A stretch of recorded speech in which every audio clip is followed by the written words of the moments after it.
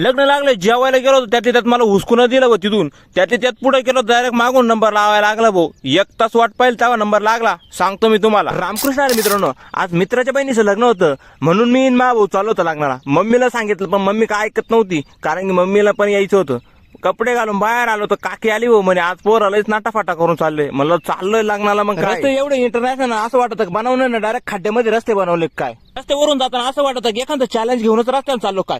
आलं भाऊ पाहिलं तिथं आमच्या पाटाला पाणी. आता सगळे खुश होणार आहे. आता इथून पुढे ना पिकं म्हणजे पिकच येणार ते पण वेळेत पाणी सोडलं तर तिथे नाही तर मग काय पावसाळ्यात पाणी सोडत जाते तर मग अवघड होऊन बसन. थांबलं मग काय थोड्या वेळ रस्त्याला आम्ही खाना थोडंसं कॉन्टेंट शूट करायचं होतं. मग तिथून आलो डायरेक्ट लग्नाला आलो मस्त टिळा बिळा लावला मस्त तांदूळ बिंदूळ घेतले. मला चला आता आतमध्ये एंट्री. आतमध्ये एवढा खतरनाक अँबियन्स ना काय विचारूच नका. गेल्या सगळ्या पाहुण्या रावळ्याला नमस्कार घातला मस्त पैकी. मध्ये जाऊन बसतो नाही तर माय मागून लगेच नवरदेव हजर भाऊ.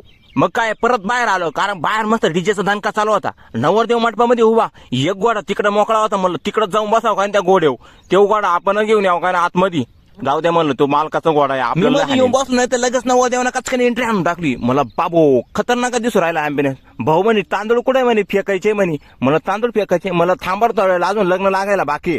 लगेच तांदूळ फेकले सगळे तांदूळ उधळले. महाराजांची लगेच आरती चालू झाली.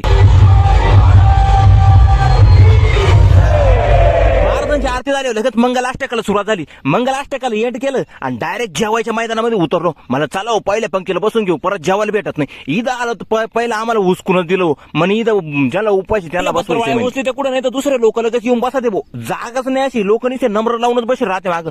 त्याच्यात एक फॉलोअर्स भेटला आपल्याला. मी तुमचा व्हिडिओ पाहतो पण तुमचं चॅनलचं नावच देणार नाही म्हणे. नाव सांगा म्हणे पुन्हा पचक्यान फॉलो करून टाकतो. इकडून तिकडून जेवायला बसलो भाऊ म्हणे मी गुलाबजामुन खाऊ मोकार टाकलो. मला मावाला निम्म जेवण तर माशीनच खाऊन घेतलं. जेवण करून हात धुवायला वरती चालू त्याच्यात एक जण भेटला म्हणे मी तुला पाहिले पण ओळखीत नाही म्हणे. मी म्हणलं कैसे हो सकता है. मग काय हात बीत धुतलं डायरेक्ट घरी निघालो कारण घरी आलो आपल्याला डायरेक्ट शेण भरायचं होतं. मग काय टाटा बाय बाय करून तुम्हाला भेटतो पुन्हा.